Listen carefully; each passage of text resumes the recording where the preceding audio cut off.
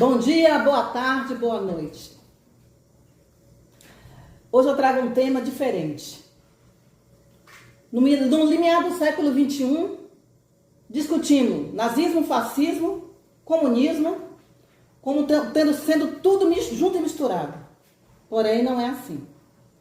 Precisamos contextualizar, voltar no túnel do tempo, na história da Europa. Precisamos lembrar da segunda revolução industrial, na fase do capitalismo financeiro, na expansão de mercado, na colonização da África, da América Latina, a chamada neocolonização. Neo é novo. Podemos falar do neocolonialismo, como nós estudamos nas aulas de história da 8ª série do ensino fundamental e no pré-vestibular, o neo é novo. O cenário que vai eclodir todos esses movimentos nacionalistas, autoritários ou sociais que irão surgir, serão fruto do quê? Da segunda revolução industrial, da neocolonização, ou seja, a ocupação da América Latina e da África, que vai gerar desconforto dos seus moradores. Além do desconforto, a exploração de matérias-primas e recursos minerais para gerar o desenvolvimento dos parques industriais. E nesse cenário, a geopolítica mundial vai passar por uma grande transformação. Do outro lado da América, os Estados Unidos ainda não eram os Estados Unidos de hoje. Ele estava saindo de um processo de unificação da sua independência e estava fechado em copas, buscando se expandir. Já a Europa, que é uma sociedade secular, milenar, ela já estava num processo de expansão, que significa dizer busca de novos territórios, busca de mercado. Nós já estamos falando pós-máquina a vapor, nós já estamos falando pós-locomotiva. A Europa já está passando um processo chamado de capitalismo financeiro, onde as grandes instituições começam a patrocinar a expansão industrial, mas ao mesmo tempo eles buscam o quê? Mercado consumidor. E é exatamente nesse cenário de expansão europeia e de crescimento dos Estados Unidos paralelamente, nós vamos entrar num processo que vai eclodir em quebra de tratados, invasões de áreas como Alsácia e Lorena, que vai ser a grande causadora da Primeira Guerra Mundial.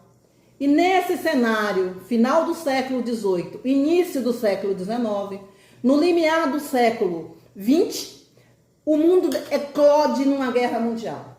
Em razão do que, professora Sandra? Da busca de mercado consumidor, dos movimentos nacionalistas, dos movimentos operários, na busca por cidadania, inclusão social. E o Brasil? Ainda estaremos saindo de um processo chamado de República Velha, do café com leite, Minas e São Paulo. A Europa está numa fase, gente, que poderíamos dizer que o Brasil estava ainda num fosso industrial. E a Europa já estava num processo produtivo tão intenso, de tantos movimentos sociais, que inevitavelmente a Inglaterra não tinha como dividir território, porque ela queria expandir comércio. Em contrapartida, países como a Alemanha e a Itália, que serão o foco do trabalho de hoje, que vai dar origem ao nazismo e ao fascismo, não tem como cumprir as determinações do pós-Primeira Guerra Mundial, que são os 14 pontos de Wilson e o famoso Tratado de Versalhes, assinado em 1918. Esse tratado aí, nós poderíamos dizer que é o grande causador dos movimentos sociais nacionalistas, nazismo e fascismo, com a expansão do capitalismo financeiro. E aí nós vamos ver que, ao final da Primeira Guerra Mundial, o que a Inglaterra achava que sairia a super mega potência, ela vai ter no bojo da sua história a concorrência da Alemanha. E ao final dessa Primeira Guerra Mundial, ao invés do Tratado de Versalhes trazer harmonia mundial, políticas de organização da economia, o Tratado de Versalhes, assinado em 1918, eu vou recapitular uma coisinha. A Primeira Guerra Mundial foi de 1914 a 1918. Por que nós estamos falando sobre isso? Porque hoje nós estamos vivendo um grande contexto de desinformação. É preciso atentar-se a duas palavras: fascismo, nazismo e comunismo. Não são iguais, não são irmãos, especialmente o comunismo. Já o nazismo e o fascismo têm algumas semelhanças. Eu estou fazendo essa abordagem histórica para que possamos entender o que gerou no mundo do século XX todos esses movimentos sociais, todo esse nascimento do ódio, do excesso de nacionalismo, dos estados nacionais fortalecidos, da luta entre o capital e o trabalho gerado pelo capitalismo financeiro e pela periferização da África e da América, subjugadas até então a ser mercado consumidor. O que vai refletir hoje nessa necessidade que o Brasil e os demais países vão buscar formar mercados, ora Mercosul, ora aliança com a China e a Rússia. É necessário que a gente faça uma análise de conteúdo, não ideológico, mas histórico, político, porque é uma fase que nós precisamos entender da onde surgiu essa quebra de existência social, essa intolerância que era muito compreendida após a Primeira Guerra Mundial, porque a Alemanha foi sentenciada como a grande causadora da guerra. E os países que venceram esse conflito, que era chamada da Tríplice Aliança, formado pela Inglaterra, pela França, e aí entrou os Estados Unidos, né? No finalzinho, em 18 praticamente, e a Rússia saiu, aí é que vai entrar a questão da Revolução Russa, que no dia de hoje o presidente Luiz Inácio Lula da Silva se encontra comemorando o fim da Segunda Guerra Mundial, e aí vem essa confusão, que é comunista, socialista, mas todo esse cenário que hoje se discute de forma tão vulgar, tem suas origens aonde? Final do século XIX, com o capitalismo financeiro, busca de mercado consumidor, eclode a Primeira Guerra Mundial e emerge no cenário em 18 os Estados Unidos da América, que foi o grande organizador do Tratado de Versalhes. O que caracterizou o Tratado de Versalhes? Foi um tratado onde se punia, começou já errado, se é uma reunião para ajustar as pendências geradas pelo século XIX, pela disputa de mercado, pela intolerância, pelo excesso, exacerbação do nacionalismo, o Tratado de Versalhes vai gerar um mal maior que hoje reflete nas sociedades modernas, que é exatamente o nascimento dos regimes nazi-fascistas. Isso por quê, professora? Porque com o Tratado de Versalhes, o que a Europa e os Estados Unidos faz? Ela busca penalizar a Alemanha e a Itália por todos os prejuízos gerados por essa disputa de mercado. Eu, no início do vídeo, falei com vocês. Era inevitável, porque a Inglaterra já estava na sua segunda revolução industrial, já estava em busca de mercado consumidor, já tinha navios, já tinha ferrovias, já tinha inclusive telégrafo, telefone, Graham Bell. Enquanto do outro lado, a Alemanha e a Itália estavam saindo praticamente do feudalismo, dos estados nacionais. Então, essas nações, a Itália e a Alemanha, elas necessitavam se unificar, se expandir, se investir e buscar mercado consumidor. E aí o grande calcanhar de Aquiles da Inglaterra no século XIX se constituiu exatamente em quem? A Alemanha do Bismarck, que unificou seu território e buscava, dentro da ideia nacionalista, dentro das ideologias autoritárias, dentro da valorização, supervalorização da cultura, vai dar origem ao que nós chamamos no entre-guerra de fascismo. Porque após Bismarck, nós vamos ter a figura de quem? De Benedito Mussolini. Este elemento, ele vai confrontar, juntamente com um soldado do final da Primeira Guerra Mundial, o Adolf Hitler, eles vão confrontar a conjuntura política e econômica da Europa do período. Nesse cenário de crise econômica, de pagamento de dívidas de guerra, aliado ao revanchismo. O que é a revanche? A necessidade de vingança.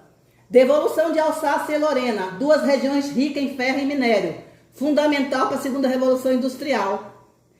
É inevitável que o Tratado de Versalhes é e deve ser considerado como grande causador do entre-guerras que vai parir futuramente a Segunda Guerra Mundial. que no dia de hoje os grandes estadistas do mundo estão comemorando o fim da Segunda Guerra Mundial. Mas voltemos para o meu cenário. Eu estou trabalhando esse tema de 1918 a 1939. 39 porque é o dia D, é quando vai estourar a Segunda Guerra Mundial. Mas o que acontece entre 18 e 19? Aí vamos recapitular. Tratado de Versalhes, retaliação à Itália e à Alemanha. Os Estados Unidos começam a aparecer no cenário mundial como uma grande potência emergente.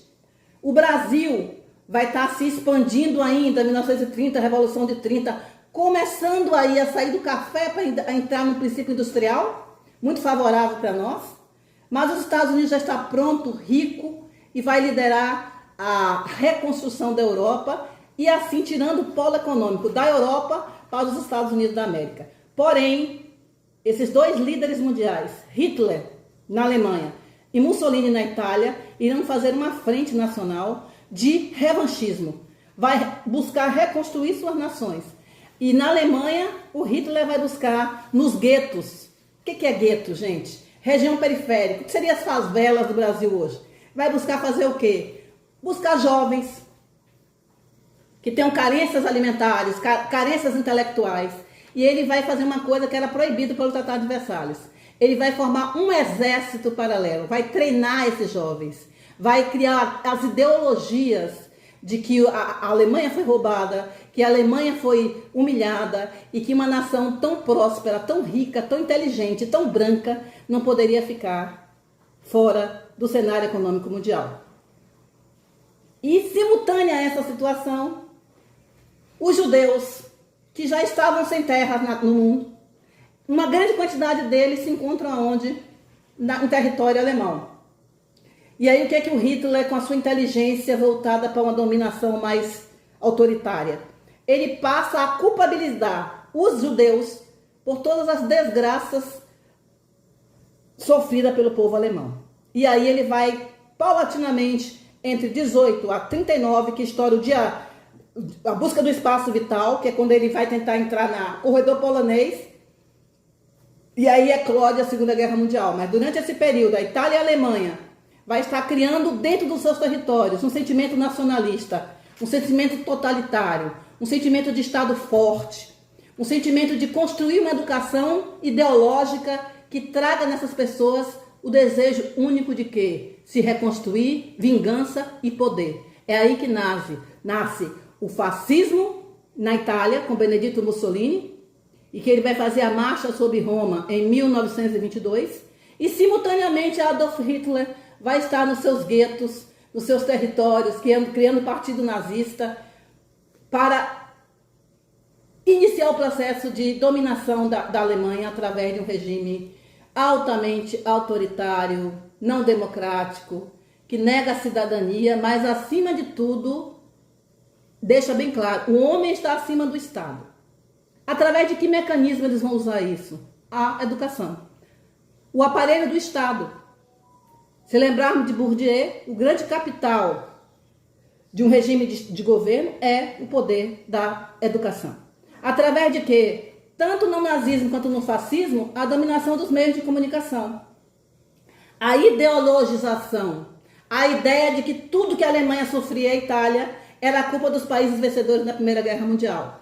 E aí, para melhorar, infelizmente, esse cenário, o Hitler vai buscar uma teoria, que aí o que nós temos em comum entre nazismo e fascismo? Nacionalismo, totalitarismo, controle sobre os meios de comunicação, estados nacionais fortes e dominantes, o controle sobre o sistema educacional e comunicação. E aí o Hitler vai criar uma teoria advinda de longe, a ideia da raça pura, a ideia da raça ariana e o combate aos judeus. Por que judeus? Aí é que vem o cerne da questão. Porque os judeus, nesse período em que a Europa estava retaliando economicamente a Alemanha, os judeus estavam se beneficiando. Normal, exatamente porque eles eram comerciantes e donos de banco. Mas aí, para fortalecer os jovens, a enraivecê-los, para que eles entrassem nessa ideologia nazista, Hitler culpabiliza tudo. Culpabiliza a desgraça da Alemanha aos judeus. Cria um partido nazista, é eleito, progride para a dominação dos meios de comunicação da educação, combate os partidos contrários à sua ideologia e implementa o que nós chamamos de regimes autoritários. É interessante nós falarmos sobre isso, porque nós estamos vivendo no cenário internacional hoje o retorno aos regimes autoritários. É só fazermos a comparação. O que foi esse momento no início do século XX e que nós estamos vivendo isso praticamente no início do limiar do século 22. Então nós estamos fazendo uma recapitalização de todo esse processo que nós vivemos no início do século 21. Daí durante 1918 até 1939, a Europa vira um clima, um caldeirão étnico, nacional, conflitivo e de disputa. E qual o território que vai sofrer com isso? África, Ásia e América Latina. É aí o que eu chamo de neocolonialismo. Neo é novo. É uma nova forma de dominação. Não é mais em busca de pau-brasil, cana-de-açúcar, ouro. A busca é matéria-prima, mercado consumidor e território. É nesse cenário que desemboca o surgimento de regimes nacionalistas, lutas sindicais. E a Rússia, professora Sandra? A Rússia sai de 17. Por que ela sai em 1917 da guerra? Ela sai da guerra exatamente porque a Rússia ainda está vivendo praticamente o período feudal, um período em que seu meio de produção, o meio de enriquecimento do território é dos czares ou monarcas, na linguagem mais clara. A Rússia sai em 17, é o ano D, né, da Primeira Guerra, e entra em 17 quem? Os Estados Unidos da América. E aí desponta para o mundo até os dias atuais. Apesar de, na atualidade, nós estarmos vendo essa hegemonia em crise e a China mostrando para que veio. Que hoje nós sabemos que a grande potência mundial se chama China. Mais fortalecida do que nunca com os BRICS. E nós estamos lá nesse mercado econômico. Voltemos ao tempo. Com a saída da Rússia em 1917, nós temos a entrada dos Estados Unidos. E o que vai acontecer com a Rússia? A Rússia vai ter que fazer um processo muito sério, os bolcheviques. Eles vão para a rua, destituem os czares e aí eles vão se modernizar. Em que sistema? Socialista. Ah, professor, agora complicou. Nazismo, socialismo e fascismo. Tudo igual? Não. Eu já mostrei para vocês quais são as características do fascismo, quais são as características comuns do nazismo e qual é a diferença do nazismo para o fascismo. Do nazismo para o fascismo, nós temos o quê? A teoria antissemítica, que significa o homem ariano, o homem alemão é superior aos demais e, portanto, não pode estar pagando tantos impostos, não pode estar tão submetido às retaliações do Tratado de Versalhes, certo? E nesse cenário, Hitler vai criar um exército fortíssimo, com a ideologia de que somos fortes, somos melhores, somos imperativos e não podemos ser dominados por judeus, muito menos por americanos e ingleses. Então nós temos um cenário de forte conturbação social, política e econômica, levando brevemente a um segundo conflito mundial. E a Rússia? A Rússia vai estar passando por seu próprio calvário. Ela vai estar entre 17 e 18, destituindo o czar, remodelando seu sistema econômico de rural para industrial e dando origem a uma categoria social que vai ser a base dos movimentos sociais, que serão os operários. Então é aí que vai nascer no bojo dessa sociedade uma inspiração com Lenin, né, que é o grande representante, Lenin e Stalin, que é o grande representante do socialismo, que advém do filósofo Karl Marx, o marxismo. A ideia da dialética, a ideia da luta de classe, quem tem a empresa e o meio de produção. Vocês lembram que eu falei que no final do século XIX a Europa já tinha os conflitos de classe? Já tinha o surgimento dos operários? A Rússia vai pegar esse exemplo, como ela está no leste da Europa, faz fronteira, porque até então a Rússia era euroasiática. Então ela vai pegar a grande influência das transformações do leste europeu. Então a Rússia vai estar passando por uma transformação fantástica. Vai ser 2 séculos praticamente e meio. Então vai destituir os czares, remodelar a forma de produção, instituir as indústrias, para que futuramente ela esteja entrando em apoio à derrubar o regime nazista de Adolf Hitler. Aí vamos falar do dia D, que vai ser 1945. É um dia muito, um ano muito importante. Como 17 foi para a Primeira Guerra, 45 vai ser para a Segunda Guerra Mundial. Porque nós vamos ver de um lado a dita nação capitalista, os Estados Unidos, e do outro lado a emergente nação socialista, muito mais utópica do que real, que vai ser a ex-União Soviética, União das Repúblicas Socialistas, que hoje se constitui a Rússia. Veja que nós fizemos um apanhado do final do século XIX, passando pelo século XX e já vou projetando as transformações para o século XXI. É inadmissível buscar compreender a política nacional e internacional, falar de fascismo, nazismo e socialismo, sem que se reporte ao capitalismo financeiro, ao surgimento dos bancos, dos trustes, dos cartéis, que tantos falamos hoje, mas que nesse momento aí vai começar a eclodir a busca pelo petróleo, a substituição da fonte de energia do carvão pelo petróleo, o surgimento de novas tecnologias, o telégrafo, o trem, o telefone do Graham Bell.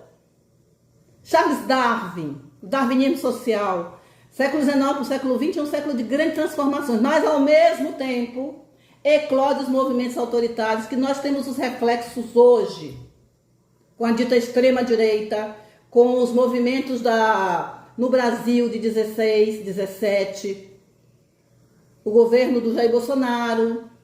Então nós temos o governo de Milei na Argentina, o Trump nos Estados Unidos, o Trump 1 e o Trump 2.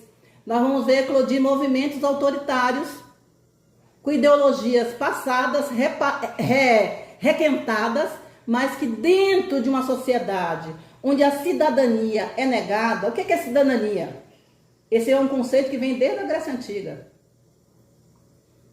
É o desejo de conviver com direitos e deveres no meio em que você vive. Se modernizou com a Revolução Industrial, mas que até os dias atuais se disputa a condição de viver em qualidade na polis.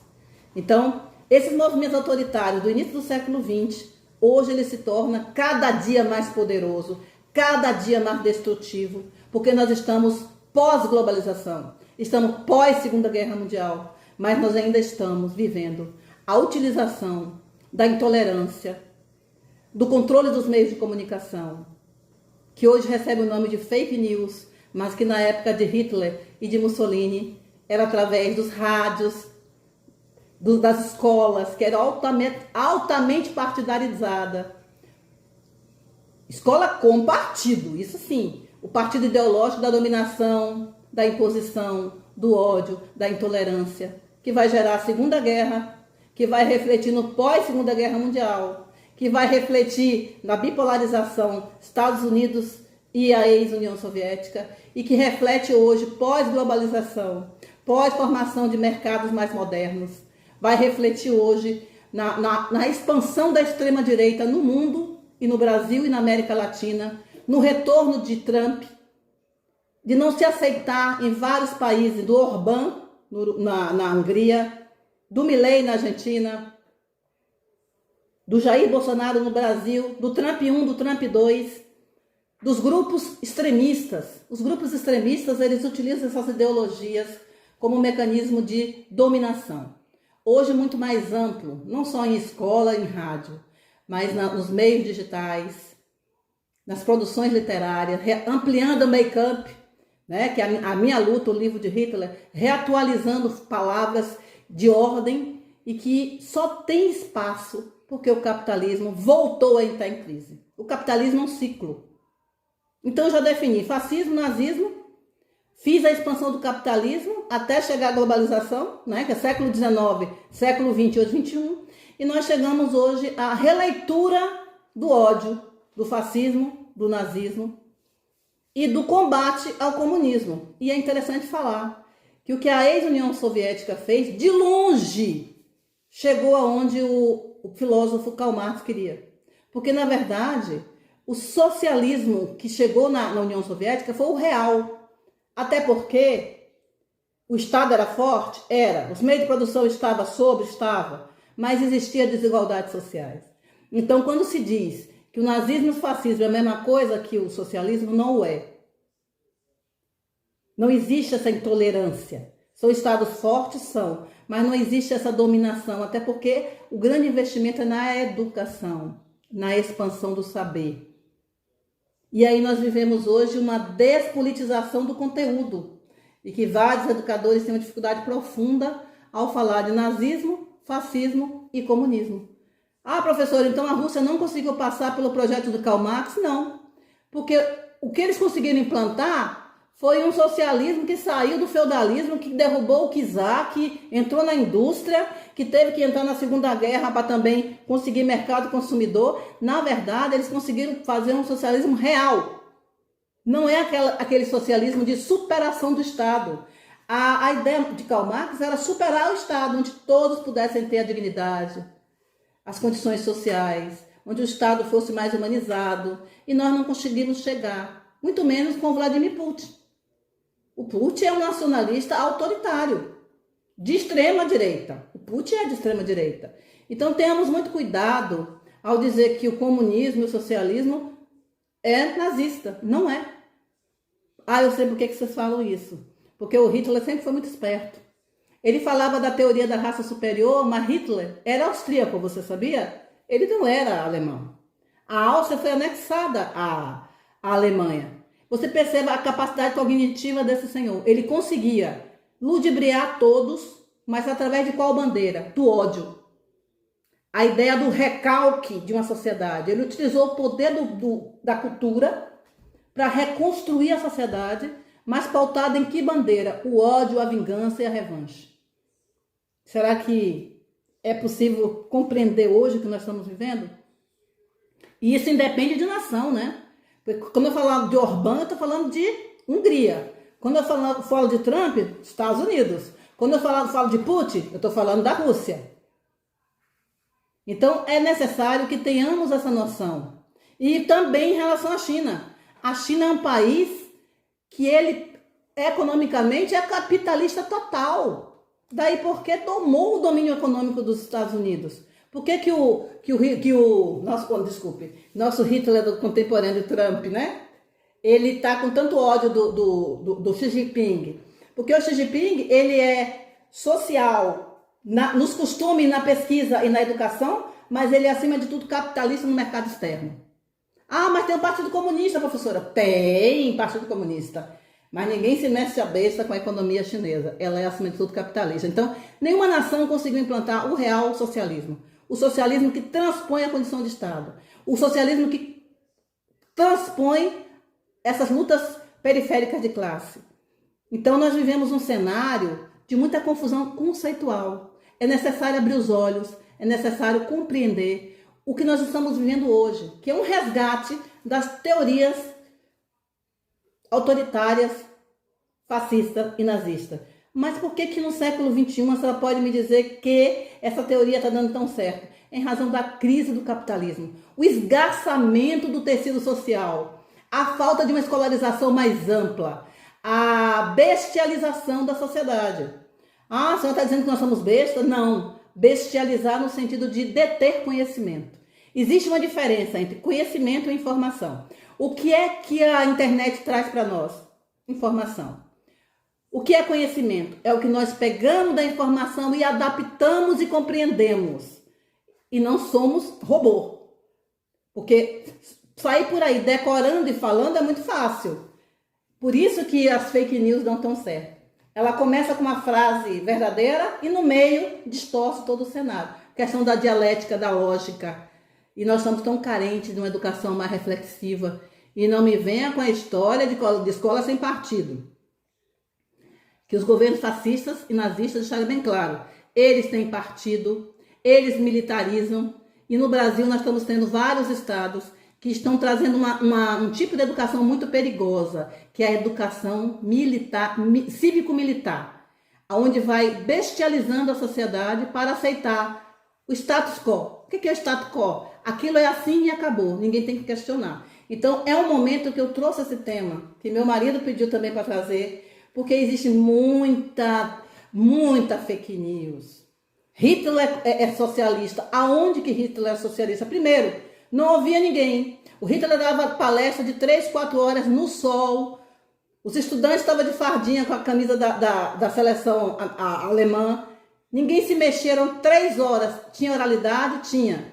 Mas é um absurdo manter pessoas, crianças, idosos em pé, perfilático, como se estivessem no exército, ouvindo esse senhor exclamar tanto ódio, tanta mentira, tanta intriga. E nesse cenário, se não bastasse essa crise do capitalismo financeiro, a Primeira Guerra Mundial, o Tratado de Versalhes, os 18 pontos de Wilson. O Wilson era o presidente americano da Primeira Guerra Mundial, onde retaliou realmente, fragmentou a Alemanha, a Itália, fez a Alemanha entregar as 2 reservas de minério, Alsácia e Lorena, que cai em vestibular.